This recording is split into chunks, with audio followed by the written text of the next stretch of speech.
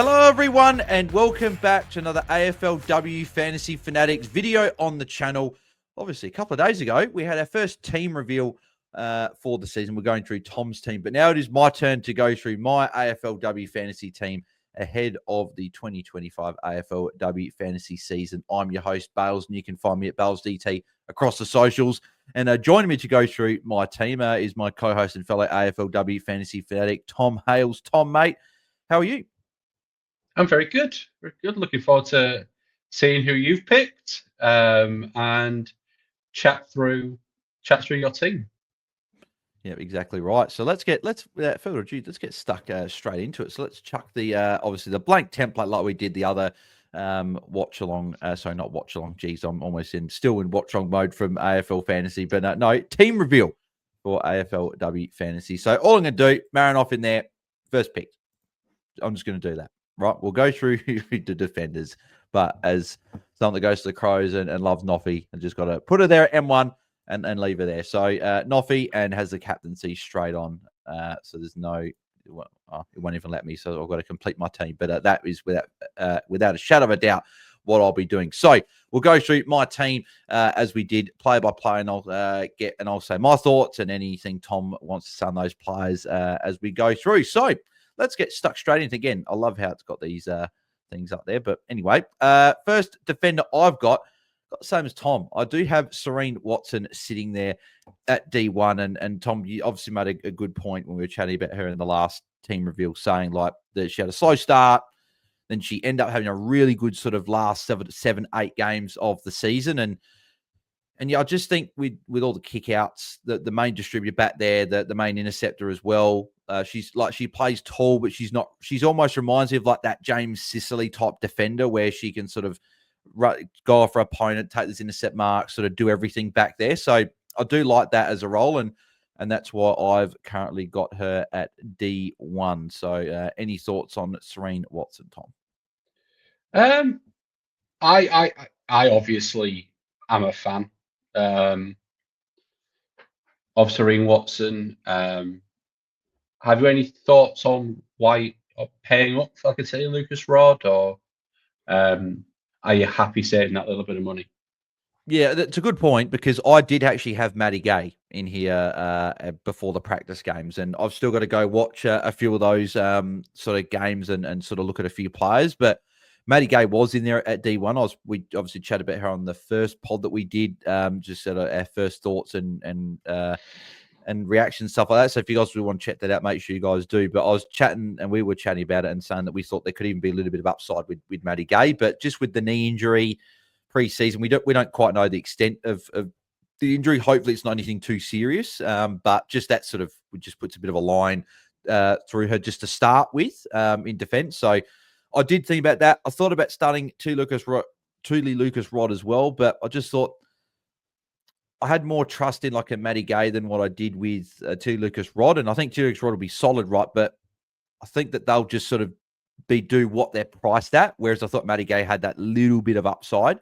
And I think that Tuli Rod may have a little bit of upside, but I just think that they would be someone I'd prefer to upgrade to, I think. Mm-hmm. D2? So, beautiful. D2. I've gone a little bit cheaper than what you did. Obviously, you had Jade Ellinger, but I've gone Georgia Stathis. So I've got to get this correct here. There we go. Very long last name. There you go. Got it right. So Elizabeth Georgia Stathis, someone that you didn't have in your side, but I know you've been considering. But I'm looking at her season last year, and she had a score of 5 in her round final game in round 1, which 5 points in a full game is certainly interesting. But the Dogs changed their game style. It would have been like mid-year, and I heard Liam talking about this on the free kick pod as well. And even if you took out that very first game where she scored 5 points, and you just took that out and what she averaged in the other 9 games, she averaged 62. So already you're looking at potentially 6 points of upside, because I just take that 5 points as a complete anomaly and don't even count it. So from the 9 games, she averaged about 62, right? So that's about 6 points of upside. But I think if the Dogs are going to play a little bit more like they did in the back half of the year, where we saw her score 100 and have some of these better scores in the 60s, 70s, 80s, I think there's a bit of upside there. And I think she can, maybe she might not average around like in the 70s, but I think she can get to about a 67, 68 average and maybe touch around that 70 mark. And that puts her at a decent sort of value point. And obviously there's a scenario where she could even go slightly more than that. So I'm a big fan of her. What are your thoughts on Georgia Stathis as an option? Because I know that she's someone that you've sort of talked about, had maybe in your team at times, but obviously wasn't in your team review, and we did a couple of days ago. Yeah, I think she's a really solid pick. And 2 seasons ago, she has had that top season. She has been in the 60s average. I just look at that last 3 average of 76. That's a good point. Yeah.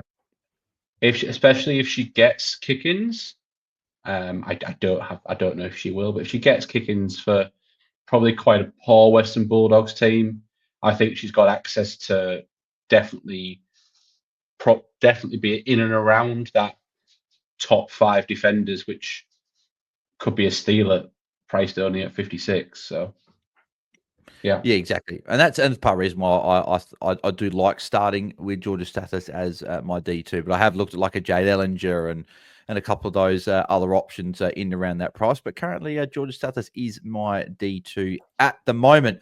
Moving over to my D3, and we're probably copying each other a little bit because obviously we are still on the pod together and have very similar thoughts on our players. So I've got Neve McLaughlin sitting there as my D3.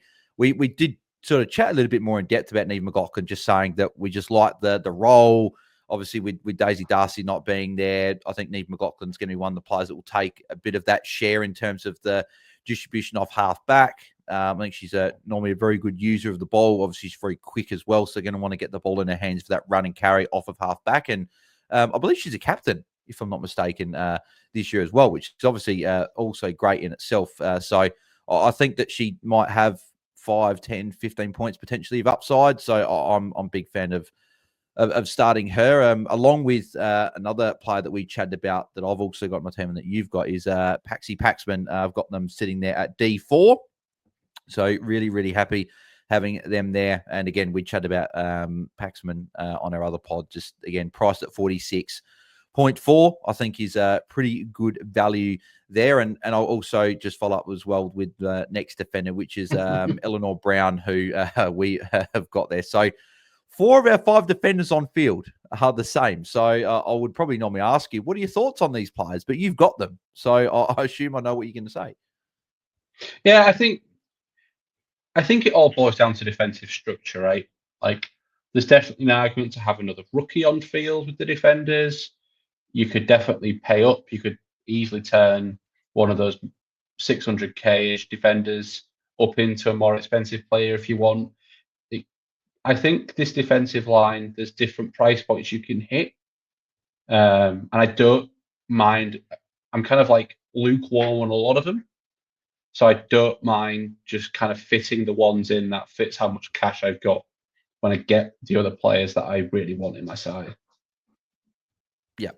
Yeah, exactly. Yeah, no, very good point. And same, all the players that you had that I don't currently have been in and around my squad for the preseason. So I guess that's either a good thing that we're both on the right track or a bad thing that we're miles off. So hopefully it is that we're on the right track there. And I've got Lou Field as well on the bench, sitting there as my D6. So pretty happy having her there. And again, I'll go watch that Carlton pre-practice game, but she's been having a pretty good preseason as well. I remember hearing her name being mentioned a bit on the Carlton preview episode from Free Kick. So we've mentioned it before, but if you haven't checked Free Kick out, you just, it's a absolute must listen ahead of the AFLW fantasy season starting. Moving to the midfield, and I will just reselect her again just because I want to, and that's Noffy. Just to reiterate that I'm starting Ebony Marinoff in my team. Tom, we chatted about her again on the pod when we were doing your team review, and I just don't see a world where I don't start her. I mentioned, as everyone knows, I'm a Crow. She's my favorite player. She's the highest averaging player by some distance, and I think the reason that we like in men's fantasy where you start a player at top price, and the reason we don't normally do that is because there's so many other players that can average similar to that player, but maybe cheaper. Or you don't start them because maybe they've got a bad run. They have a 3-4 game stretch at the start of the season. They drop in cash, and then you bring them in and they go well, right? With Noffy, Okay, worst case is she could pop a low ton, a 90 in round one. She could follow that up with a 190 the week after, which means she's barely going to go down in price if she follows. She's that type of player that I just don't see her putting up a 3-4 game stretch of just averaging a 95 and dropping so much money to then be affordable to get in. I just think that it's going to be so, if you don't start her, it's so difficult to be able to bring her in and afford her at any point. And because we've got the Bonnie Two Goods and players like that that are so discounted, that's why I think she's just a must pick, Tom. Yeah, I think that's the point. I think we have the salary cap to be able to pick her. I think you can create a really, really strong balanced draft with her in it. And as I said on my team reveal, I don't think with the way the scoring in AFLW's fantasy, tend to be skewed towards midfield scoring. I think not having you'd have to break your team to bring her in. I was one of the people last season who traded her out at the beginning of the double game weeks, and it was the hardest watch ever. And I do not recommend that for anybody. So, and I kind of had to break my team to bring her back. So, yeah, it's she's an absolute gun.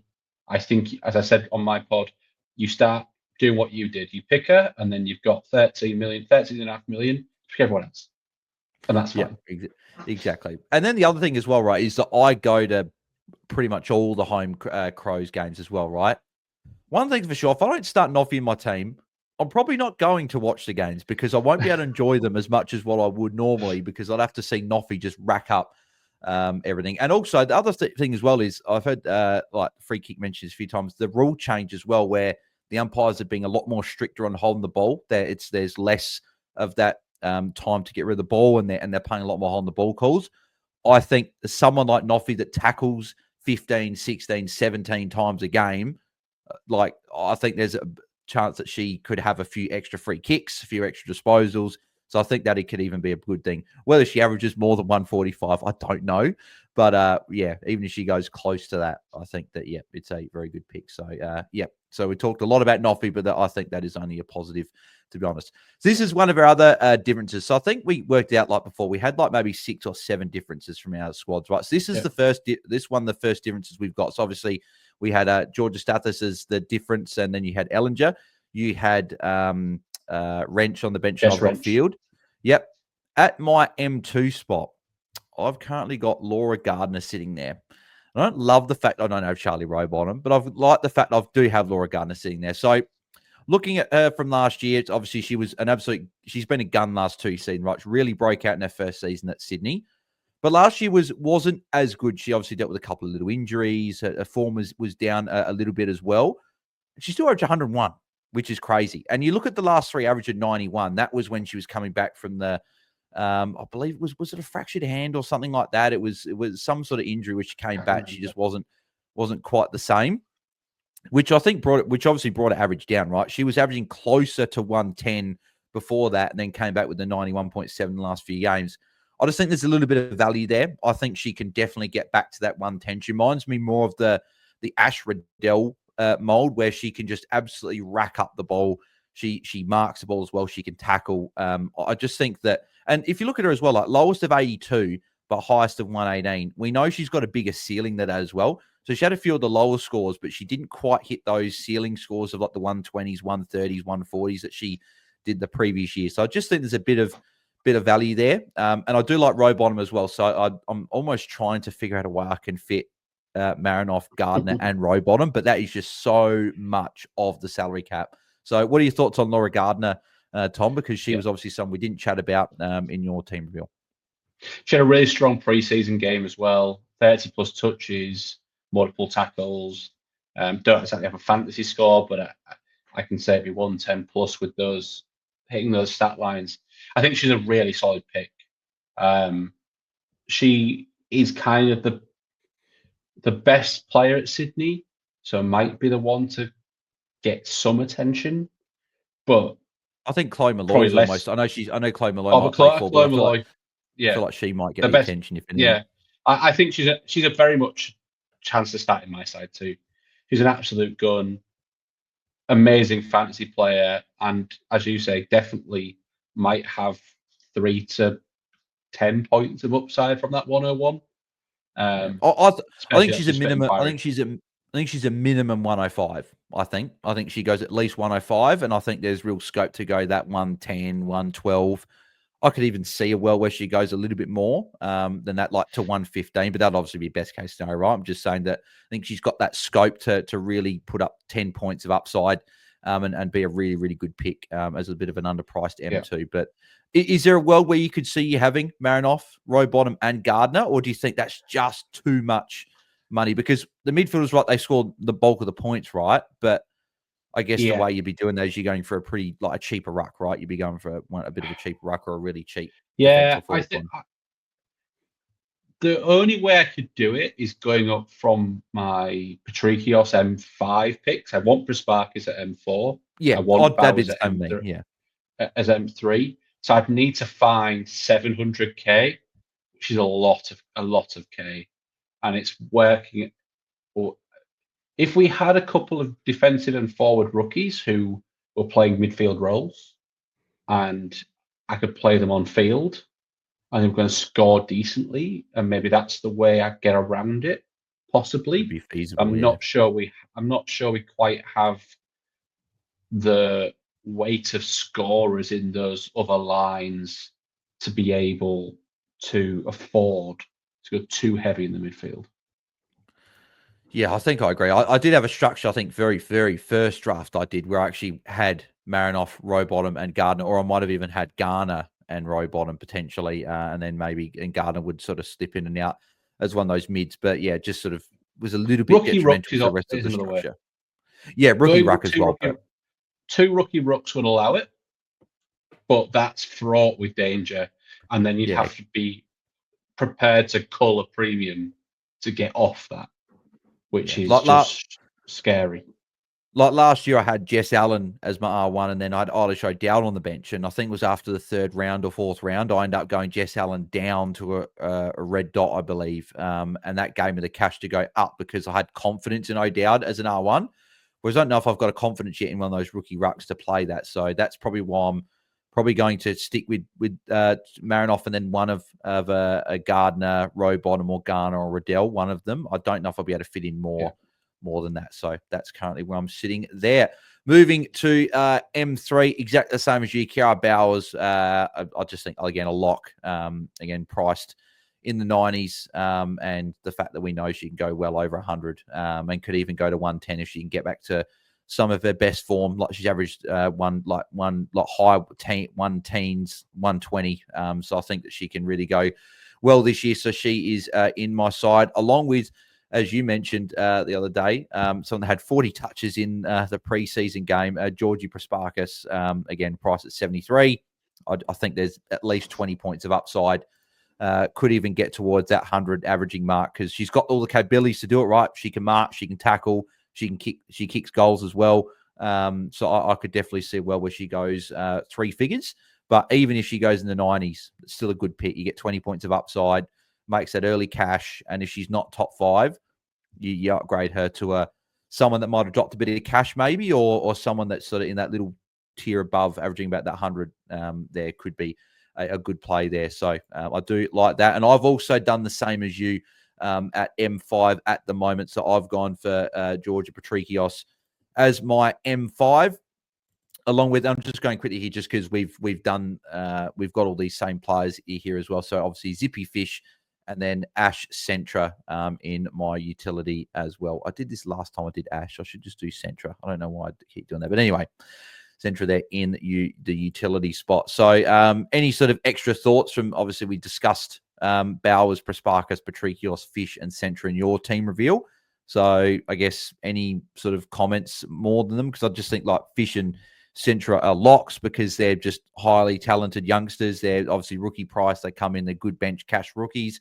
Bowers and Prasparkas are so underpriced for what we know they can do. And Patricios is, again, someone that can get there at a decent average, but I guess it probably is down to what Nick Del Santo does with that St Kilda team. Yeah, 100%.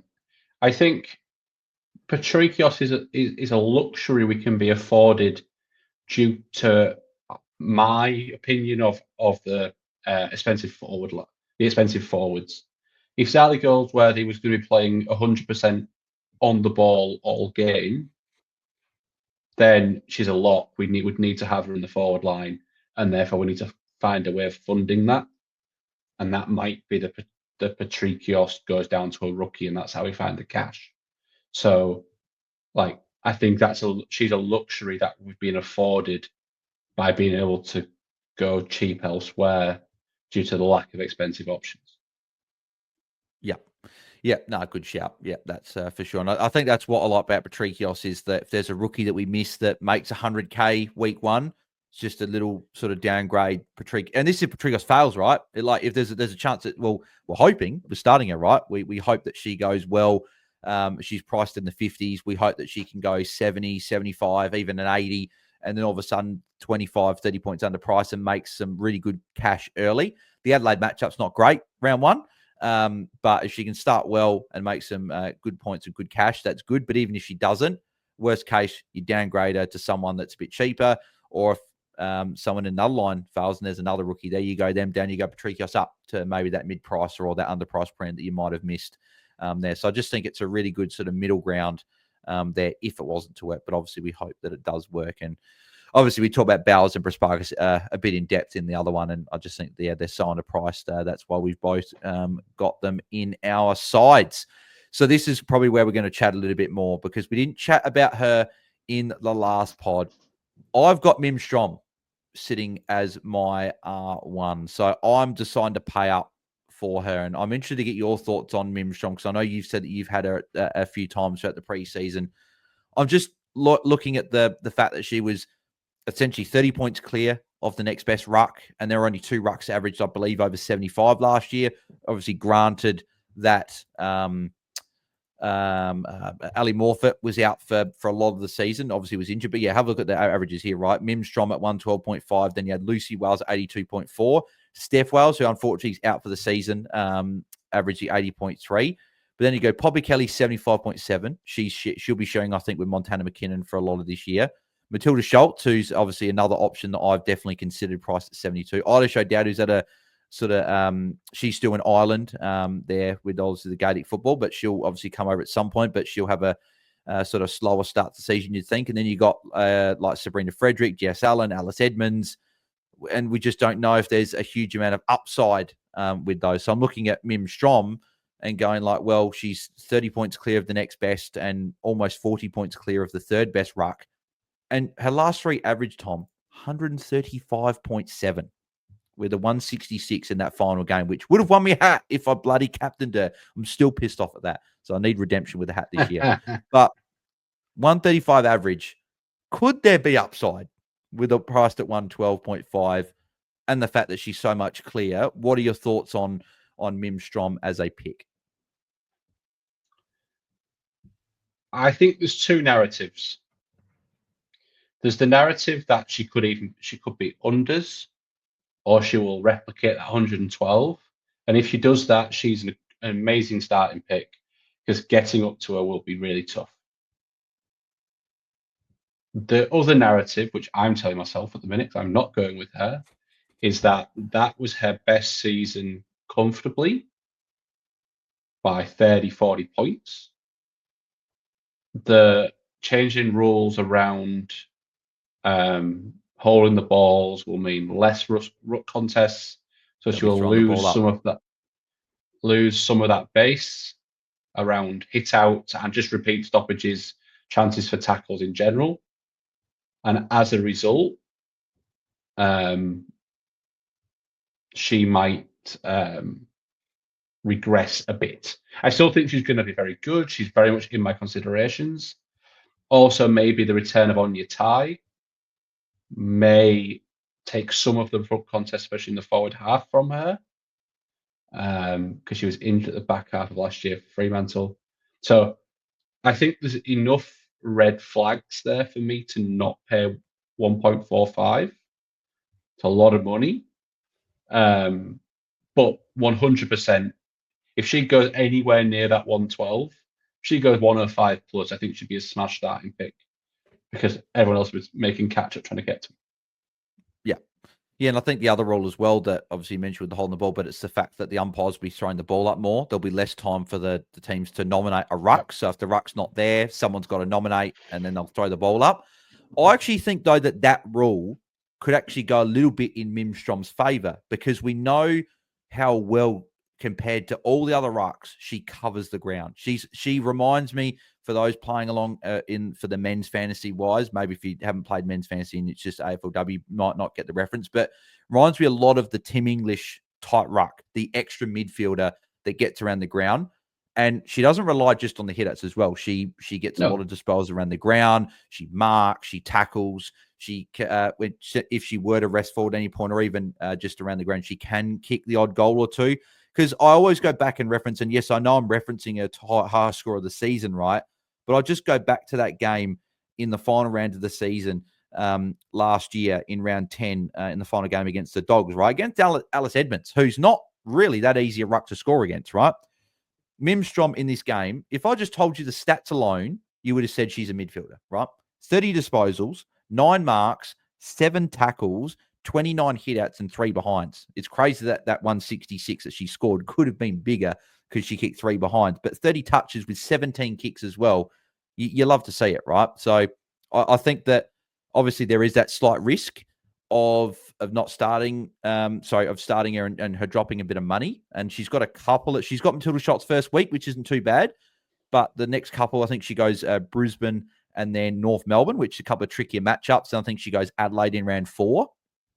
But I sort of look at it and go, if she is going to be 20 points clear of the next best, which obviously I think the big question is probably Ali Morfitt, where can she get to? Because if she can get to like a 90, 95 average, she's probably the better starting pick. But if Ali Morfitt goes about that 80 sort of range in the around those number 2, number 3 rucks, and Mimstrom goes to even a 107, 106, 105, still 15, 20 points clear of the next ruck. And I just think it's a bit like Marinoff in the midfield, where it's a big difference in between the two. I do like it, but that's more because at the moment the structure I don't mind. But if I were to go for if I want to pay up for another midfielder and go 5 deep in the midfield, maybe do I go for a Jess Allen or a Matilda Schultz or someone cheaper in the ruck that would allow me to put that money on top of Trikios, and maybe, I don't know if I'd get to a row bottom, but maybe that's Ella Roberts or something like that in the midfield where you go 5 deep and go there. So is that something you've considered, Tom? Maybe going slightly, well, I know you don't obviously have Strom, right? But you've obviously got a Morpher. Is there any consideration going cheap in the rucks to then go bigger in the midfield and maybe get that Georgie Prasparks at M5 and having a 5 deep midfield? 100%. Like, if I will do it right now, if I get wind of 2 half decent rookie rucks, I'm all in. Let's go for it. And let's play ruck roulette with the rookies. Because I think the upside is so great by having a deep midfield. That's where the majority of your scoring is going to come from. Without rookie rucks, I think there's too many cuts you have to take. But as we've seen in the last few years, like we've had Ali Morfitt averaged 80 plus as a rookie ruck 2 years ago. Last year we had Ailshel Dowd who averaged 70. Like, there's history about these rookie rucks being good enough to field. But right now I don't think we have. I'm not just going to do it for the sake of doing it. There has to be the right player. So for me at the minute, it's Mimstrom or Schultz or Morfitt are kind of the 3 that I'm really considering as that starting rookie my side. Yeah, and I think that's the question right with the rucks this year is that I feel like there's a question mark over every single ruck. Like previous years, we've had rucks where we're like, yep, you pick him. Like I showed Dad last year, no one ruck for Giants, pick her. Even like a few people last year obviously picked a Morph and obviously didn't work, but I think the thinking behind it was good because she'd obviously had a breakout year and she was a little bit clear of the next best ruck. But I started Jess Allen last year because I thought there was that upside. Number 1 ruck, Montana McKinnon left the Crows and opened up that sort of ruck. So there were players there last year, whereas this year you look at all of the rucks and they're either you think they're going to do what they're priced at or slightly regress. There's probably not a lot where you go, yep, besides maybe Ali Morfitt, but obviously there's the fitness concerns, right? Obviously, she missed a lot of football last year. Will she be able to stay fit this year? I think that's the big question for Ali Morfitt. So I do agree. It's such an interesting talking point, and nearly 43% of the comp have gone for a Mim Strom. So a lot of people are going there at the moment. But yeah, I think it's a really, really good topic there, and really interested to know what people do as well. So let us know in the comments as well. Are you starting Mim Strong? So I felt that's almost the biggest question of the season, is because I think Marinoff, a lot of people are starting, so it doesn't really matter. But I think if you start Mim Strong or not, I think it changes a fair bit of people's structures of what they do, because it's an extra as much as 400, 500K that you might have extra to play with. Obviously, as well, I've got Piper Dunlop there as well as my R2, so it's the exact same as you, but as what you mentioned, if she's going to be that number one ruck for Geelong, she could be that player on the bench that makes a bit of cash for us and is a solid pick, but that is by no means locked in, because I want to see who those rucks are named in round one. Moving to the forward line, where again we got a few of the same picks. So I've got Ange Stannett sitting there as my F1, again priced at 766K. I do like her price, and I just think that even if she plays a bit more forward, but if she'll get time in the midfield as well, right? Obviously being the captain of Freo, I think that there'll be chances for her to get those tackles, get the touches around the ground, kick some goals. I just think in a forward line where there's not a huge amount of those top end players that we're happy to start because there's questions over them or their price at what they are probably going to do, I like starting in Ange Stannett as my F1. I believe this is actually where I do have a bit of a different pick here, if I'm not mistaken. I'm trying to remember exactly who I had as my F2, because forward line is the one where I've had so many players run through there. So I'm actually going to have to sort by price here, because it's easy for Tom because he could just read out his forwards that he had in his team, whereas I'll just have to scroll down to remember, because I obviously cleared my team. But I do remember who I had. Montana Ham is who I had at F2. So as you said, midfield, I think she's going to get more of a midfield role this year. I think there'll still be times where she rests forward and does that. But last year we saw like she played in defense at times as well, played on a wing, played forward. Like she was sort of everywhere last year, whereas I think they're going to try and settle her a bit more this year.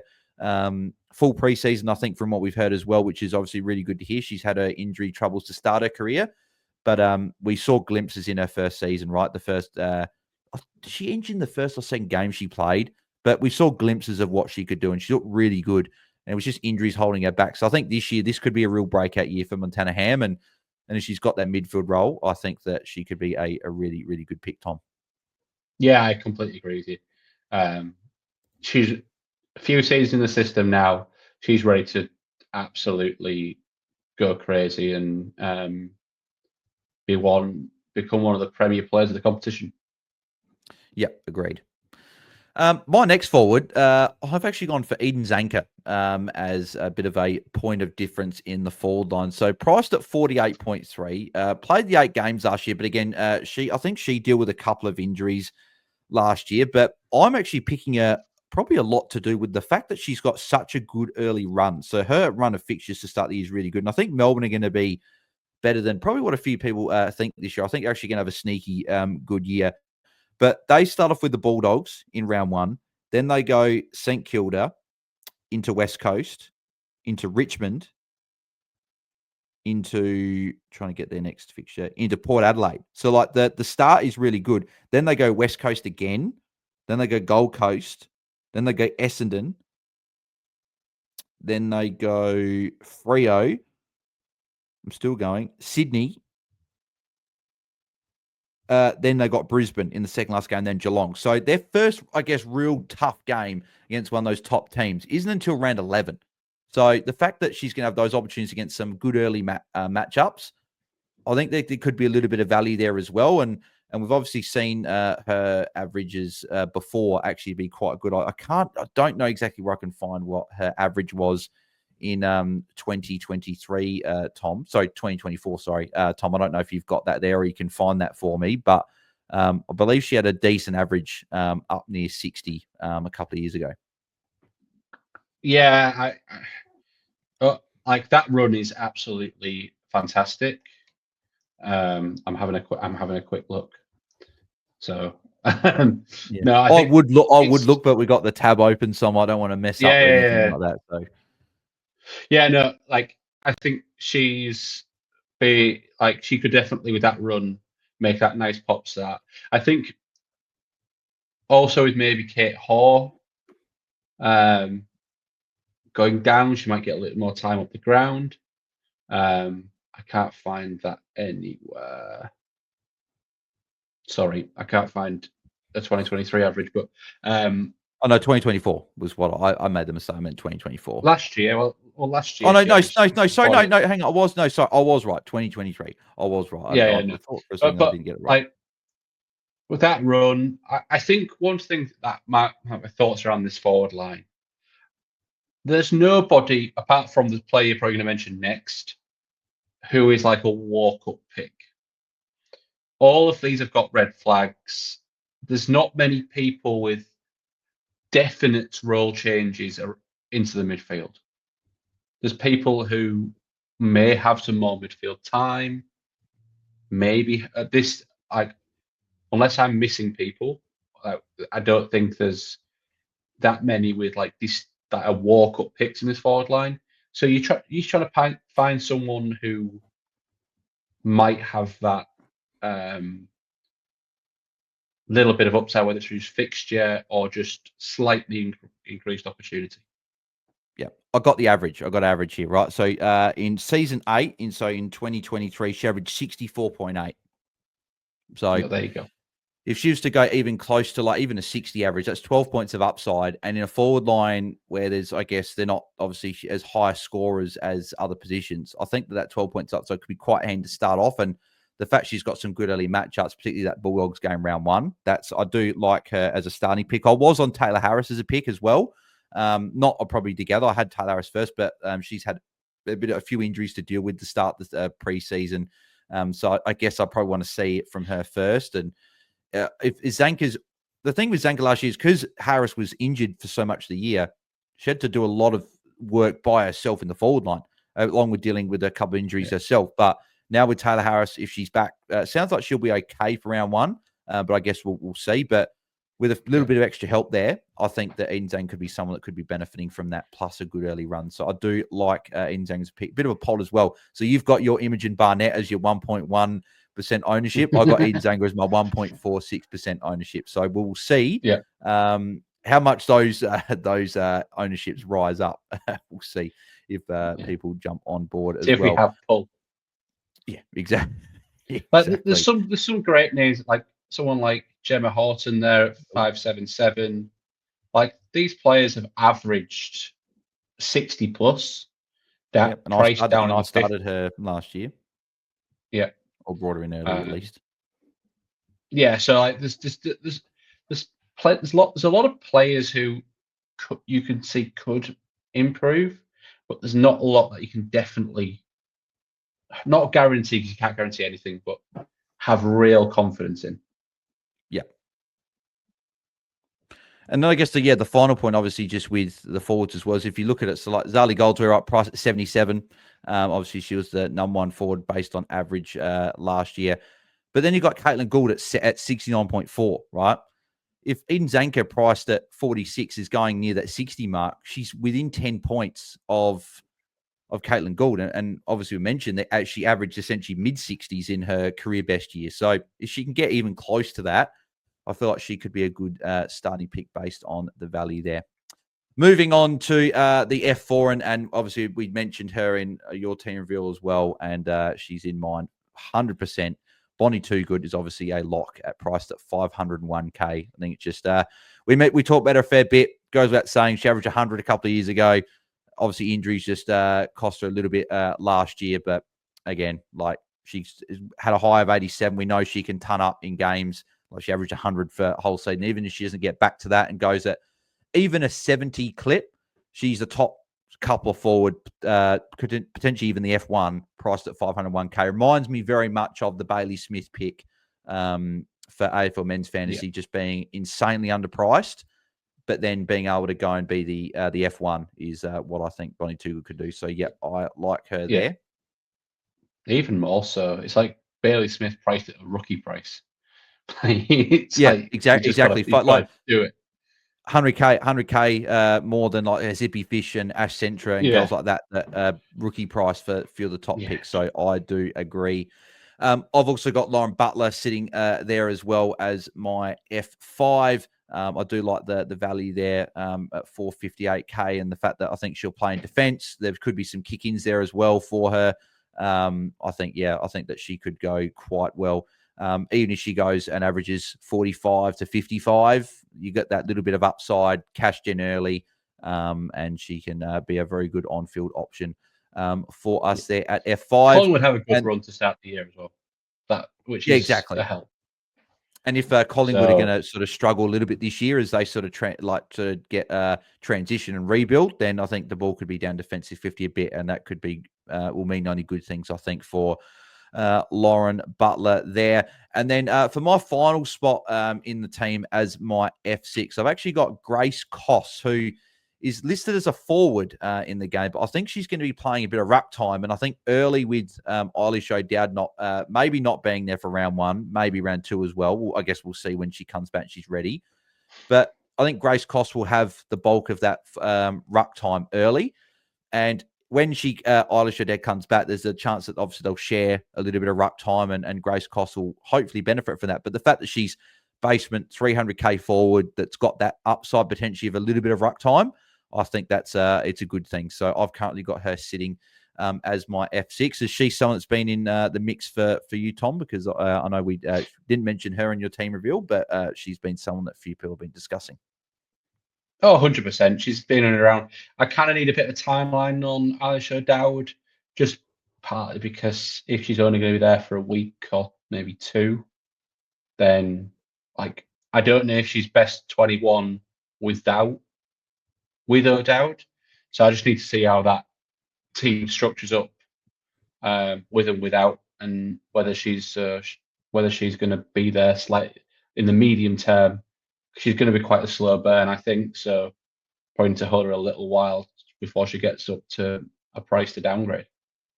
Yeah, and she's a little bit more of that mature age pickup as well, right? 24, she's not coming as a 19-year-old. That could be also a good thing as well. So hopefully she can pop a couple of good scores and make some good cash early on the bench in the forward line. But that is the team that I am currently rolling with there, Tom. So your thoughts on the team as we wrap up? I think it's a really strong team. Obviously, a lot of similarities to mine. The main difference being that Mimstrom in the ruck, and then the flow and effect on that. But there's a lot of really good players. I mean, I've got most of them, so bit of group think going on. And let's preface this by saying this, right? We saw each other's team before we recorded the team reveals, but we didn't like really do much chatting about teams, right? I sent you a team like what my team was about a week and a half ago, which had a fair few differences in it. And then we just sort of went and sort of looked at each other's team quickly. Thought, geez, these are actually quite similar. So I guess it's a good thing we're on the same page. So we're either going to get a hat together or we're going to not get a hat together. Yeah, like as I said on my team reveal, I like the variation in price points throughout your team, that you can sideways some people to get to kind of whoever you want to get to, and not having the super cheapies on the bench, or all of them super cheapy, just in case we get some interesting developments on the selection table. So I think it's a really strong side, and can't wait for round one in about a week. Yep, exactly right. Well, it'll be a week from today when this team reveal goes up. So we cannot wait. We're really looking forward to it. I guess probably the only thing I can really see myself changing is maybe just it'd probably be Mimstrom, to be honest. Maybe Mimstrom was to go out like down to a cheaper ruck and then use that cash maybe on top of a defender. Maybe it goes on top of a Patrick Yost, and that gets me a bigger midfielder. But I do like at the moment the balance of the team I think feels good, and it's not really too bad, even though I have paid up for a Marinoff and a Strom and a Gardner. So I guess we'll just have to see exactly what I do end up with. But that will be it for another podcast, another team reveal. So we'll be back next week, hopefully with a special guest. We'll have to see how we go with that one. But we'll just be going through our final thoughts and preparations, and probably answer some listener questions as well ahead of the first round of the AFLW fantasy season, which will be really, really good because I know that there's no Thursday night footy next week because it's sort of left the door wide open for the AFLW season to kick off with Carlton and Collingwood from Icon Park in that first game, which will be really, really exciting. But Tom, mate, thank you for jumping on once again, mate. Where can the people find you? Yeah, you can find me on X at Tom_Hales_.